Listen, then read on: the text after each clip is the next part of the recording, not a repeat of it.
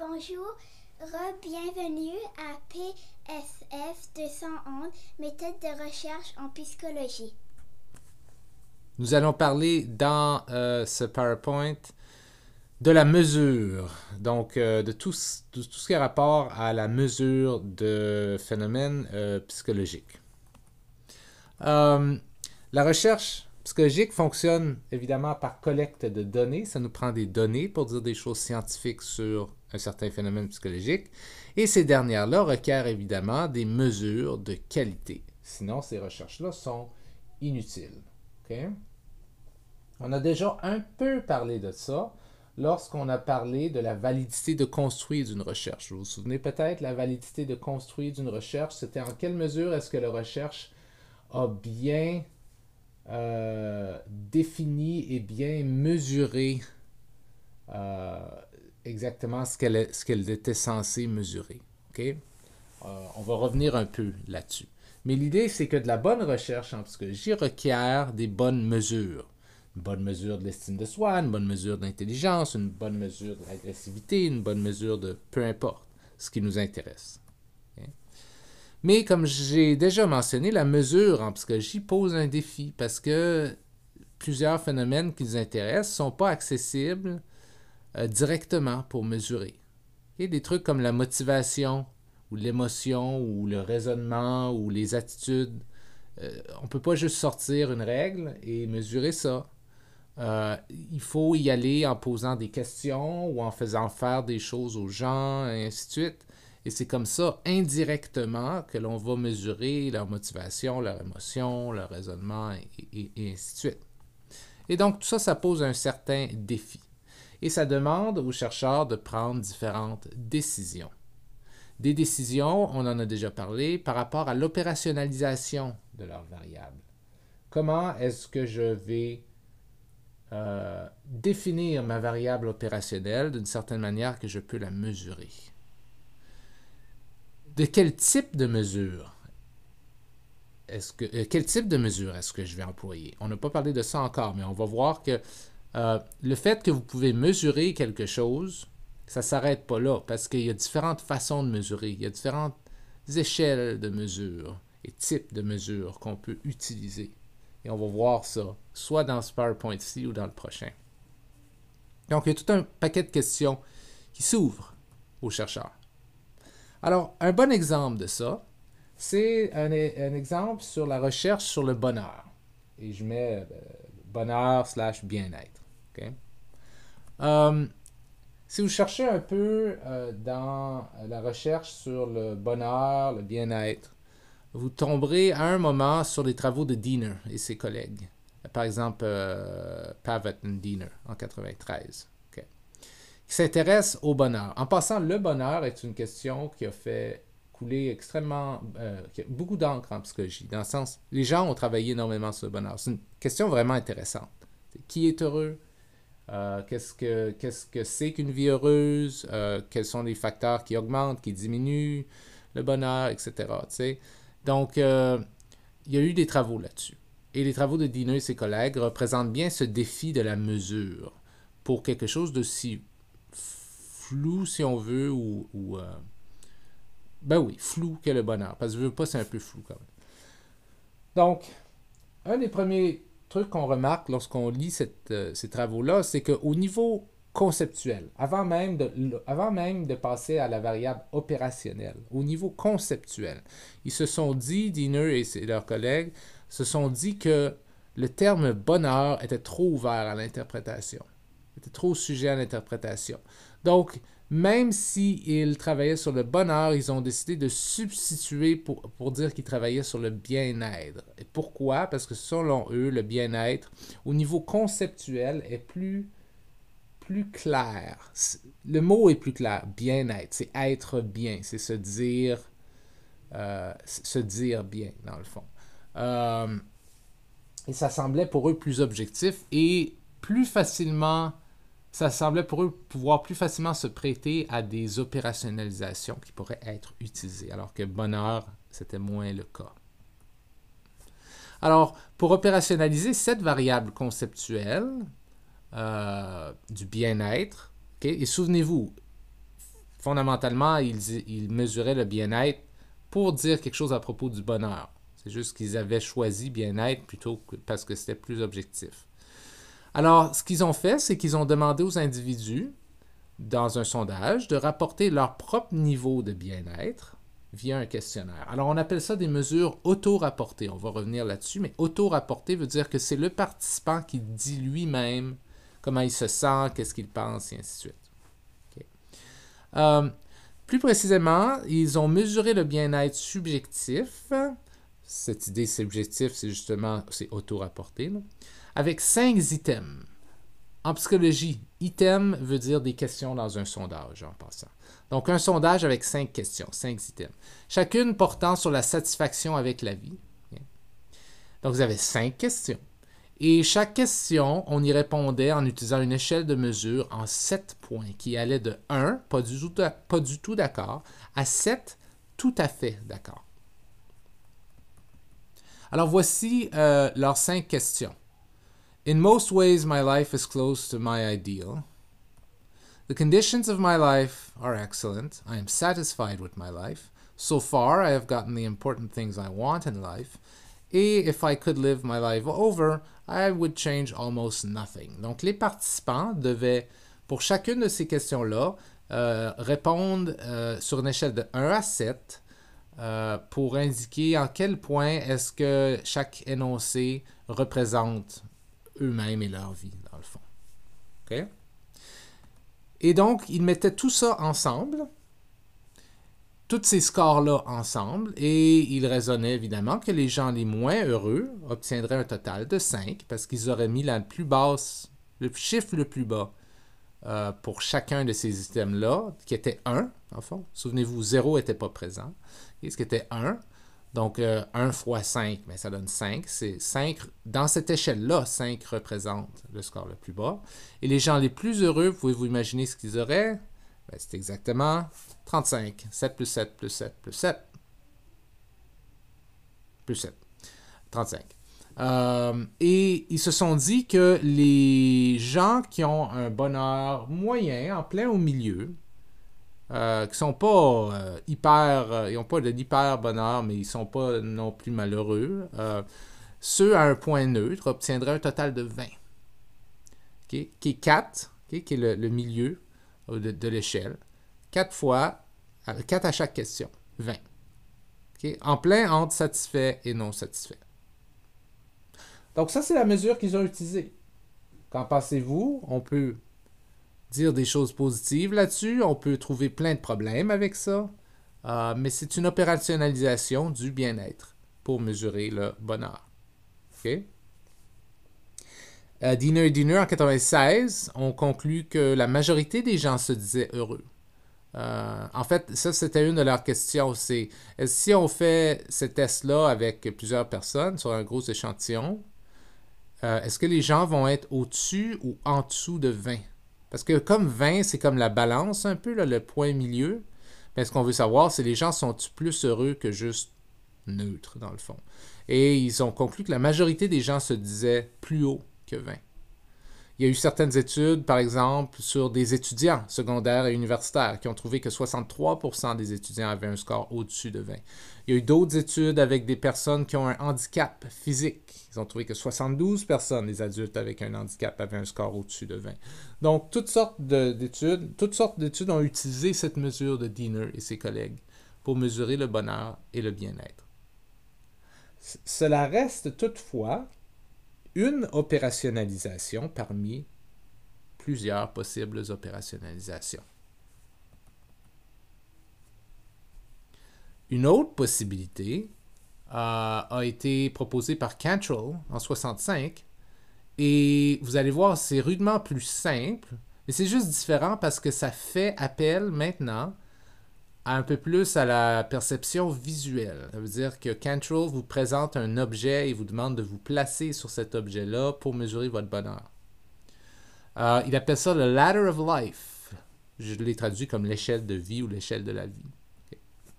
Donc, il y a un texte dans cette mesure-là. Alors, cette opérationnalisation-là du bien-être, ou du bonheur plutôt, de Cantrill n'utilise pas 5 questions comme tantôt, elle utilise juste une question avec un...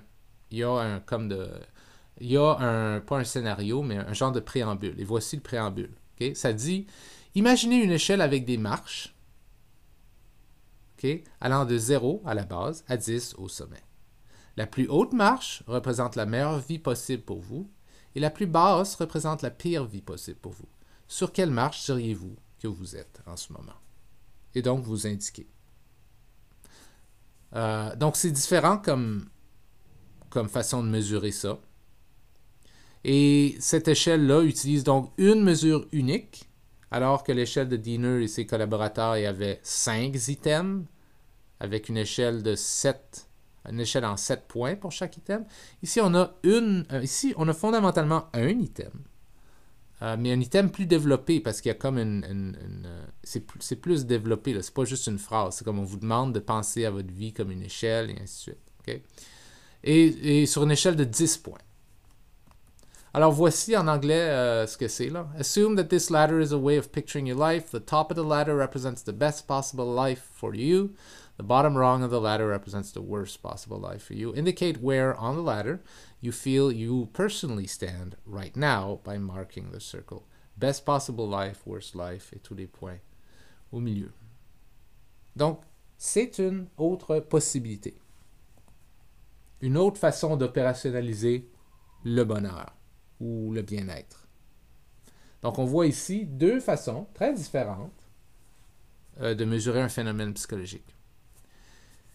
Et ça, je veux dire, il y a plein d'exemples de différentes opérationnalisations qui sont possibles pour différents phénomènes. J'en ai quelques exemples ici. Disons que la variable à laquelle on s'intéresse, c'est la reconnaissance envers son partenaire de vie. Je pense que j'avais parlé dans un PowerPoint passé, j'avais présenté un exemple dans lequel une étude disait que les couples qui sont plus reconnaissants envers l'un l'autre ont tendance à durer plus longtemps. Okay? Donc, comment est-ce qu'on pourrait opérationnaliser la reconnaissance envers son partenaire de vie? Puis on pourrait simplement donner un item qui dirait « En quelle mesure êtes-vous d'accord avec l'affirmation suivante? J'apprécie ma partenaire. » Et on pourrait le mettre, je ne sais pas moi, de 1 à 5. 1 égale pas du tout d'accord, 5 égale tout à fait d'accord. Ça serait une mesure possible, une opérationnalisation possible.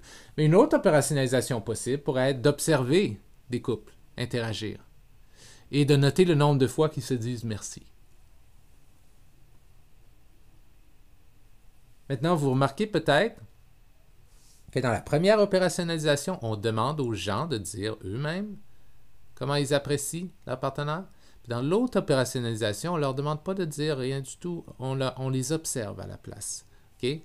Ben ça, c'est un petit spoiler pour ce qui s'en vient quand on va parler des différents types de mesures. Il y en a dans lesquelles on observe, il y en a dans lesquelles on demande des questions, et ainsi de suite.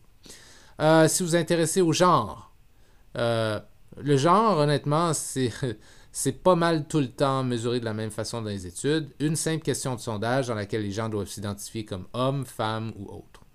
Parfois, le autre est plus développé, souvent c'est juste autre.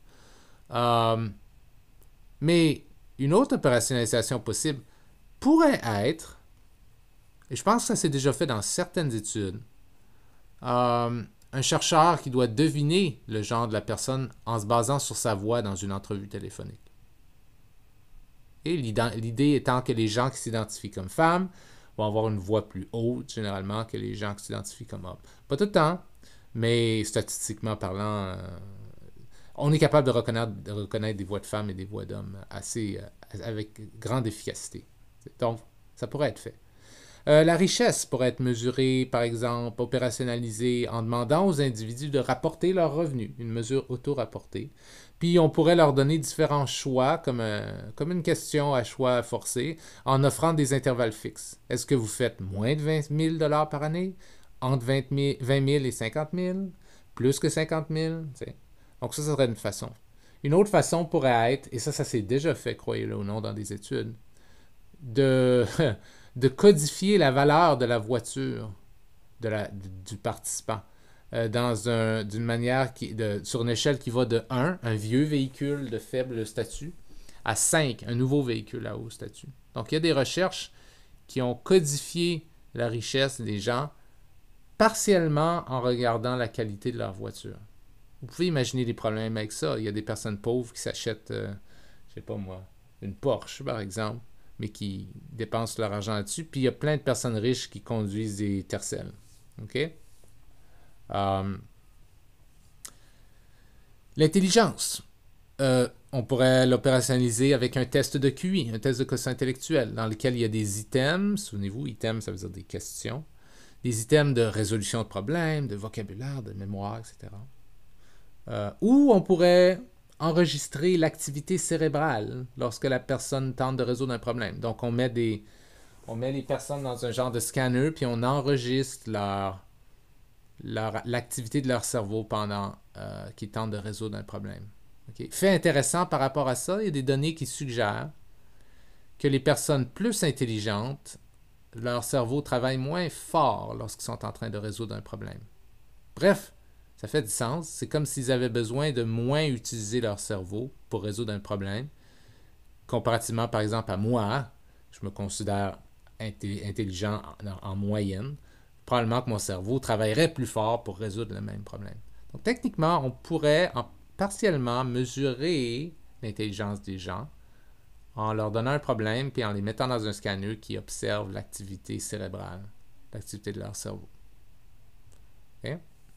Le bonheur, j'ai déjà dit, échelle de la vie à un item en 10 points, la ladder of life, ou échelle de bien-être de Diener, où il y a plein d'autres manières avec le bonheur. Hein. Il y en a beaucoup, parce que ça continue à être un thème de recherche très important. Bon. En fait, je vais revenir ici juste pour... Je vais chercher ma petite flèche, là. La voyez-vous? Moi, je la vois pas. Ah, je la vois. OK. On a vu ici qu'il y a certaines opérationnalisations où on demande aux gens des questions. Ça, c'en est une. Ça, c'en est une, le sondage. Ça, c'en est une. Okay. Ça ici, le bonheur, c'en est une. Et l'intelligence, c'en est pas une. Comme ça, parce qu'on ne demande pas aux gens comment intelligent êtes-vous. De 0 à 10, 10 très intelligent, 0 pas intelligent du tout. C'est pas ça exactement, mais ces 4-là, 1, 2, 3 et la dernière ici, on demande aux gens de répondre. Il y a d'autres opérationnalisations où on observe les gens faire des choses. Donc ça, c'en était une. On pourrait dire que ça, c'en était une. On observe la voix des gens, certainement. Ça, c'en est une. On les observe répondre à des tests. On pourrait dire que ça, c'en est une parce qu'on observe la voiture qu'ils ont achetée. Puis il y avait d'autres mesures, du moins il y en avait juste une ici, là, où est-ce que c'était plutôt biologique. Oui, on observe les gens, mais ce qu'on observe, c'est pas l'individu, mais c'est plutôt quelque chose de très spécifique et de biologique à propos de l'individu, comme l'activité de son cerveau, par exemple. Donc ça, là, on va retrouver ça ici, dans les 3 types de mesures. OK? Les stratégies pour opérationnaliser des variables se regroupent typiquement en 3 catégories: auto-rapportée, observationnelle et physiologique. Okay, une mesure auto-rapportée, c'est quoi? Mesure auto-rapportée opérationnalise la variable en enregistrant les réponses des individus à des questions portant sur eux-mêmes. Donc, on parle de sondage ou entrevue. Autrement dit, la stratégie auto-rapportée, c'est de dire, tu veux savoir quelque chose sur le bonheur? Ben, on va mesurer le bonheur en demandant aux gens comment heureux ils sont. That's it. Ça, c'est la mesure auto-rapportée. Tu veux mesurer l'estime de soi des gens? Ben, on va le faire en demandant aux gens comment ils se sentent et comment ils pensent à propos de plein de facettes d'eux-mêmes. Et puis, à partir de la réponse, on va déterminer s'ils ont une bonne ou une mauvaise estime de soi. Si la variable d'intérêt est le stress, les chercheurs demanderaient, par exemple, aux répondants de rapporter plein de trucs, comme par exemple, il y a des mesures du stress qui demandent aux participants comment stresser êtes-vous, puis plein d'autres questions comme ça. Mais il y en a d'autres aussi qui demandent aux participants de rapporter la fréquence d'événements spécifiques au cours de la dernière année, comme les divorces, les mariages et déménagements. Et l'idée étant que les participants qui rapportent avoir vécu plus d'événements stressants au cours de la dernière année, ben, c'est une bonne mesure de comment stressés ils sont. on pourrait faire l'argument que non, hein, parce qu'il y a des gens qui peuvent vivre ces trucs-là et pas être stressés, mais c'est une mesure qui a quand même été utilisée. Et c'est les participants qui donnent les réponses. Si la recherche porte sur des enfants, on pourrait utiliser... donc là, on pourrait faire ça avec des enfants, mais les enfants, il faut être un peu critique de leurs réponses parce qu'on ne sait pas exactement s'ils comprennent bien les questions. Des fois, les enfants peuvent bien comprendre, mais avoir de la difficulté à s'exprimer. Donc là, on peut plutôt aller regarder les rapports des parents ou des professeurs. Très souvent, on peut mesurer, par exemple, le stress d'un enfant en demandant aux parents de décrire les événements de vie stressants que l'enfant a vécu dernièrement dans la dernière année, par exemple. Si on s'intéresse au développement langagier d'un enfant, le développement du langage, on peut demander à un parent ou à un prof d'estimer le nombre de mots dans le vocabulaire de l'enfant, du moins comparé aux autres enfants de sa classe. Est-ce que c'est un enfant qui utilise moins de mots avancés, plus de mots avancés, un bon nombre de mots avancés? Hein? Donc tout ça, c'est du... Ben là, c'est pas auto-rapporté, parce que c'est pas l'enfant qui dit, mais c'est rapporté par quelqu'un quand même. Okay? Si on s'intéresse à l'agressivité de l'enfant, on pourrait demander au professeur de décrire son comportement typique en classe ou lui poser des questions par rapport à combien de fois l'enfant frappe un collègue de classe, un compagnon, combien de fois il crie, combien de fois est-ce que ceci. Mais, donc, l'idée des mesures auto-rapportées, c'est qu'il y a quelqu'un à qui on pose des questions à propos de la variable qui nous intéresse, puis la personne nous répond. Ça, c'est une mesure auto-rapportée. Les mesures par observation sont différentes. Par observation, opérationnelle ou parfois comportementale, on les dit aussi. Donc, on peut aussi appeler ces stratégies-là mesures comportementales, mesures observationnelles, mesures par observation. L'idée ici, c'est qu'on opérationnalise la variable en observant le comportement des gens. Donc, c'est pas qu'on la mesure pas en demandant aux gens, on la mesure en observant les gens. Un chercheur pourrait compter la fréquence du sourire par jour pour mesurer le bonheur. Ou la valeur de la voiture d'un individu pour mesurer la richesse. Donc, dans ces deux cas, on n'a pas demandé aux gens comment heureux êtes-vous, comment heureux êtes-vous avec votre vie, ou bien quel est votre niveau de, disons, je sais pas comment, on peut pas dire quel est votre niveau de richesse, mais quel est votre niveau socio-économique. Et dans les deux cas ici, on ne demande pas ces questions-là aux participants. Les participants ne donnent pas ces données-là.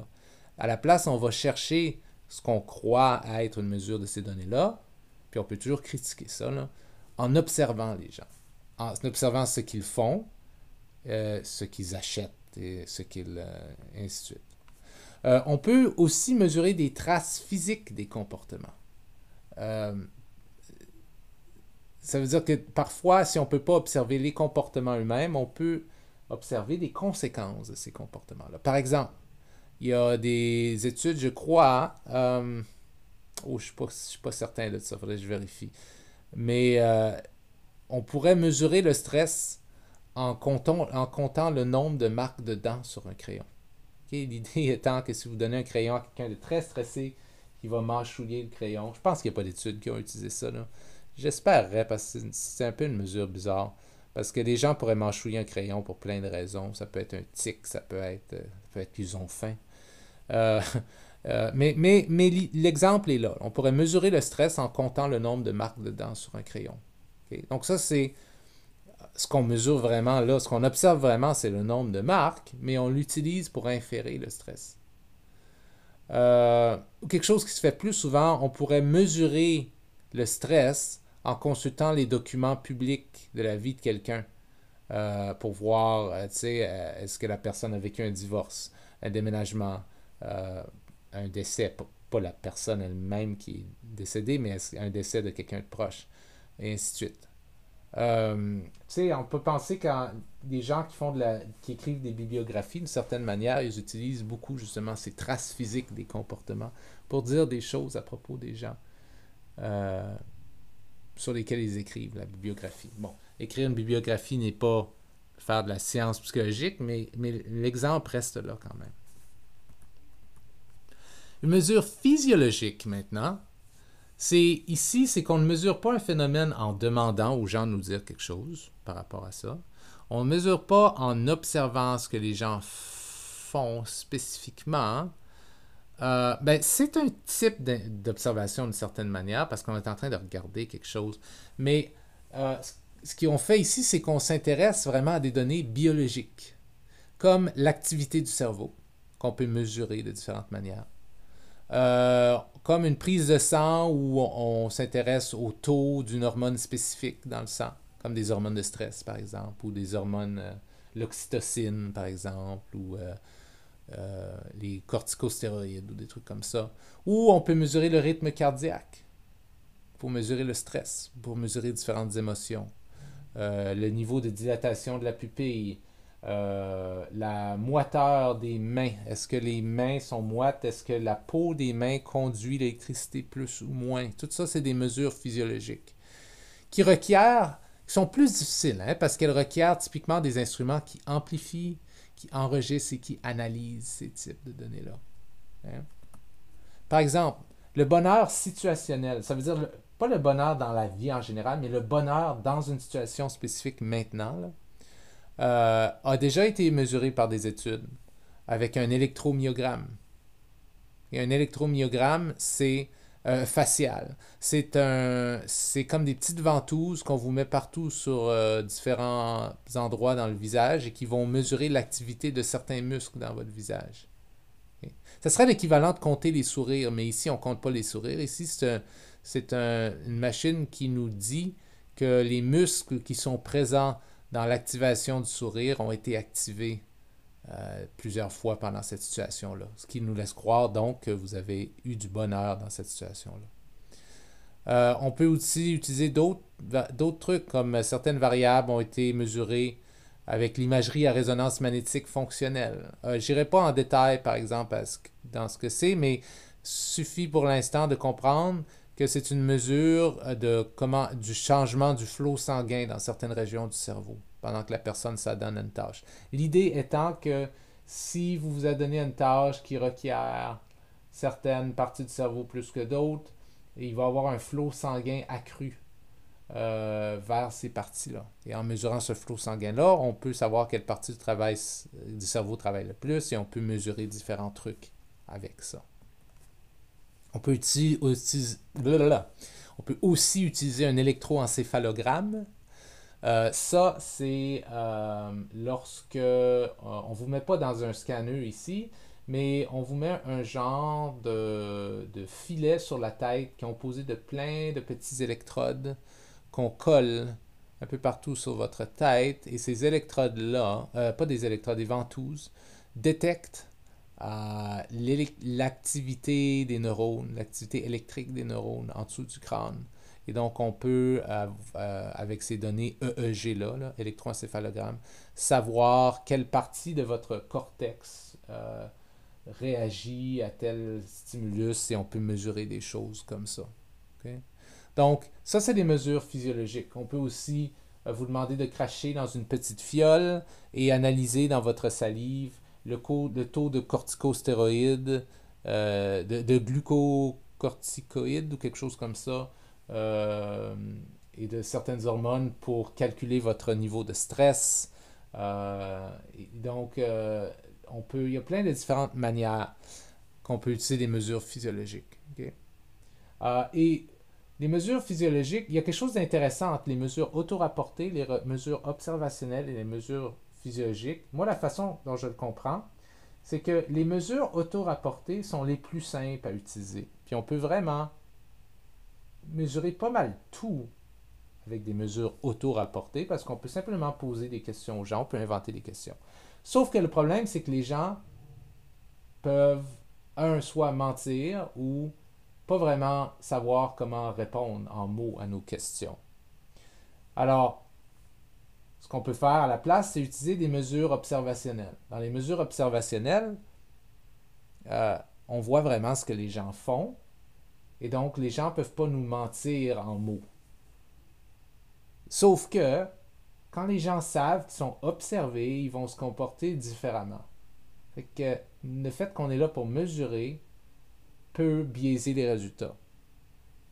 La mesure physiologique, elle ne peut pas vraiment mentir. Et notre présence n'a pas un impact dessus comme les mesures observationnelles. Ben, peut-être quand même un peu, mais pas autant que ça. En d'autres mots, si vous êtes stressé, là, vous allez produire du cortisol, qui est de la cortisol, l'hormone de stress. Vous allez en produire, puis on va pouvoir le mesurer. Puis même si vous essayez de vous déstresser, vous allez quand même en produire. Votre rythme cardiaque, vous n'avez pas vraiment contrôle dessus tant que ça. Okay? L'activité neuronale de certaines régions du cerveau, vous n'avez pas vraiment contrôle là-dessus, vraiment. Donc, les mesures physiologiques sont les mesures les plus difficiles à faker, entre guillemets, si on veut. Sauf que ça mesure des trucs tellement précis que c'est dur à utiliser ces mesures-là pour mesurer des phénomènes comme l'estime de soi, les attitudes racistes, des trucs comme ça. Tu ne peux pas mesurer ça avec des mesures physiologiques. Donc, la mesure physiologique, même si c'est la mesure qui est probablement la moins biaisée par le participant, est celle qui est tellement précise qu'elle sert juste à certains trucs. Donc, il y a comme un certain jeu où les chercheurs doivent choisir la mesure qui leur convient, en sachant que les mesures les plus précises et les moins biaisées sont probablement celles qui sont tellement spécifiques qu'elles ne nous disent pas grand-chose sur des phénomènes larges. Puis les mesures qui nous permettent de dire des choses sur les phénomènes larges sont des mesures, par exemple, auto-rapportées ou observationnelles, qui peuvent être facilement biaisées. Donc, il y a un certain équilibre, il y a une certaine décision à prendre en tant que chercheur. Ce qui m'amène à ma dernière slide ici. Quelle forme de mesure est la meilleure? Ben, finalement, je viens de le dire, ça dépend. Ça dépend de la recherche qu'on fait. Okay? Un construit, une variable, peut être opérationnalisé de différentes manières. Comme je vous ai dit, de la manière auto-rapportée à l'observation, en passant parfois par la mesure physiologique, mais une manière n'est pas meilleure que l'autre. La situation idéale, en fait, ça arrive rarement, mais c'est vraiment cool quand ça peut être fait, c'est quand vous étudiez un phénomène avec ces trois types de mesures-là. Par exemple, estime de soi. T'sais. On pourrait mesurer l'estime de soi dans une étude de manière auto-rapportée, donc en demandant aux participants toutes sortes de questions par rapport à comment ils se voient eux-mêmes, puis les autres, puis ainsi de suite. Il y a plein de tests auto-rapportés, de questionnaires, je veux dire, d'auto-rapportés d'estime de soi. Et en plus, on pourrait mesurer comment ils se comportent dans une situation pour mesurer leur estime de soi. Et en plus, on pourrait aussi, je ne sais pas moi, les mettre devant différents films où est-ce qu'ils regardent des gens, je ne sais pas moi, se comporter, puis là, on mesure quelque chose de physiologique. Comme on pourrait penser, si ton estime de soi est plus faible, tu devrais produire plus d'hormones de stress lorsqu'on te met on te fait regarder un film où quelqu'un semble te menacer, par exemple. Et si tu as une meilleure estime de soi, peut-être que tu devrais, je sais pas moi, être moins stressé et donc produire moins d'hormones de stress.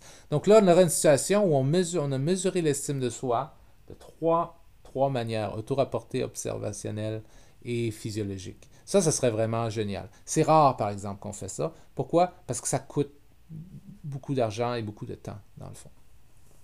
Mais ça serait la meilleure solution. Autrement, ça dépend de ce que vous voulez faire. Il faut que vous acceptiez que votre mesure va toujours avoir certains problèmes. Soit elle est vraiment spécifique puis peu biaisée, mais elle est tellement précise qu'elle ne nous dit pas grand-chose sur des phénomènes larges qui nous intéressent, ou bien elle peut vraiment nous dire quelque chose sur des phénomènes larges qui nous intéressent, mais elle est facilement biaisée par les participants. Ça dépend de ce que vous voulez. On se laisse là-dessus pour l'instant. Bye bye.